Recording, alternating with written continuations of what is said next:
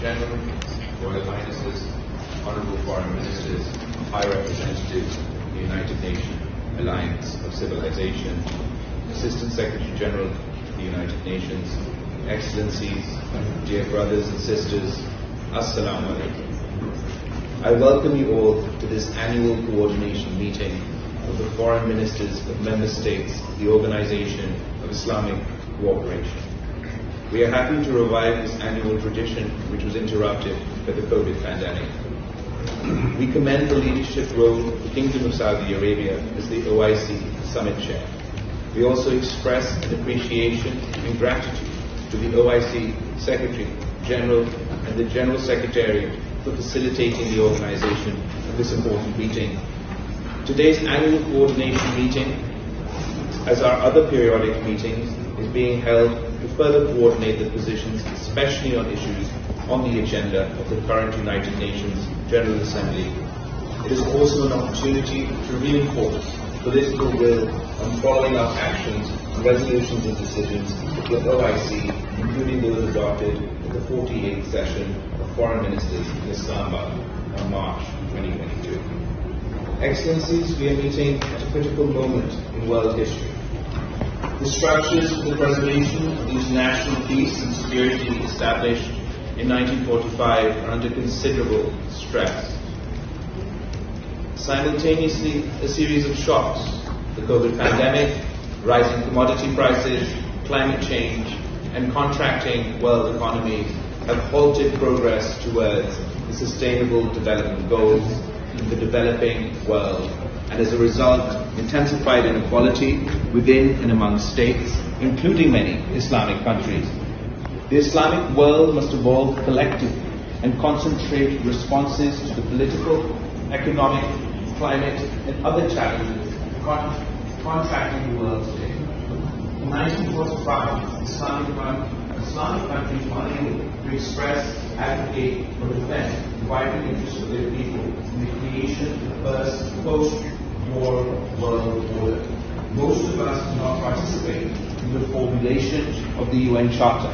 As a result, no Islamic nation is a permanent member of the Security Council with veto rights. 75 years ago, the peoples of the Muslim world are free and independent today. The current world order is undergoing transition. The Islamic countries must carefully respond to these emerging realities and ensure that their vital interests are fully protected. As the second largest international organization, our collective effort should seek to preserve the national security, sovereignty, and territorial integrity of each of our member states. To this end, we must ensure universal and consistent adherence to the principles of peace and justice reflected in the UN and OIC charters. We must promote peace with justice in all disputes and conflicts within or outside the Islamic world.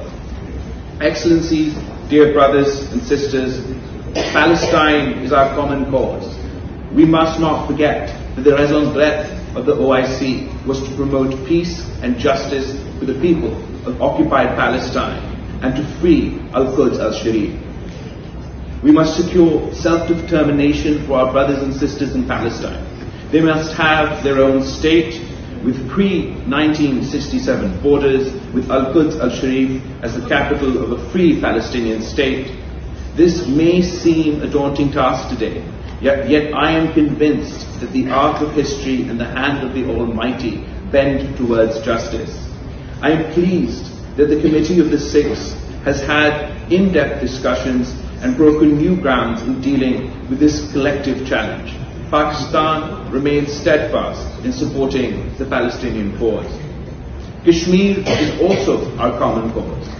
Jammu and Kashmir and Pakistan are bound irreparably by geography, faith, history and culture. Kashmir is Pakistan and Pakistan is Kashmir. Jammu and Kashmir was forcibly occupied. The Security Council decided that the people of Jammu and Kashmir must be able to exercise their recognized rights to self-determination through the UN-supervised plebiscite. India has resisted from its commitment to implement the resolution of the Security Council and respect the wishes of the people of Jammu and Kashmir.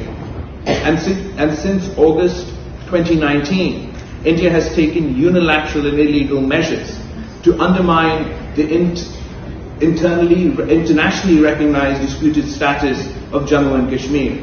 It has increased its military deployment there to 900,000 troops and resorted to a brutal campaign of repression, including extrajudicial and custodial killings of Kashmiris, abduction of 15,000 young Kashmiri boys, many of whom were tortured, incarceration of the entire Kashmiri leadership, and the burning of villages and neighborhoods as collective punishment. This campaign of oppression is turbocharged by the ideology of Hindutva and hatred of Muslims. The organization Genocide Watch has warned of the possibility of genocide in occupied Kashmir. After 3 years, India's campaign of colonial annexation has not succeeded. It will never succeed. With the will of Almighty Allah, the people of Jammu and Kashmir will win their historic struggle for freedom and self-determination. Pakistan will continue to extend full political, diplomatic and moral support to the Kashmiri cause. Pakistan desires peace with India, yet it is evident that unless the Kashmir dispute is resolved, there will be no durable peace between Pakistan and India. We are prepared to resume a sincere dialogue with India for a peaceful resolution of Jammu and Kashmir dispute.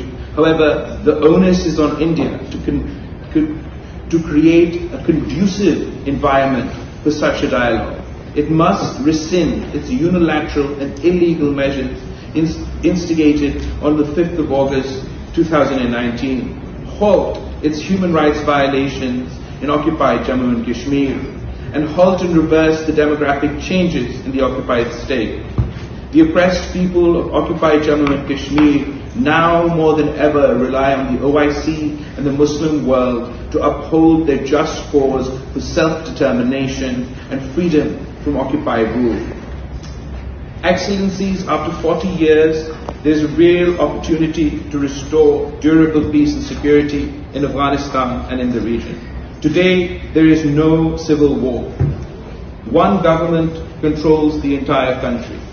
We must build on this progress and prevent those forces who wish to revive conflict, create more refugees, and intensify the threat of terrorism. It was in this spirit that Pakistan, together with Saudi Arabia, convened the 17th extraordinary session of the OIC Foreign Ministers in Islamabad on the 19th of December 2021. Together, we agreed that the OIC can and must play a leading role in supporting the people of Afghanistan. We agreed to establish an OIC humanitarian trust fund, appoint a special envoy of the OIC Secretary General, launched an Afghanistan food security program, and reinforced the OIC's mission in Kabul. We must build on these concrete steps to restore peace and revive economic and social development in Afghanistan.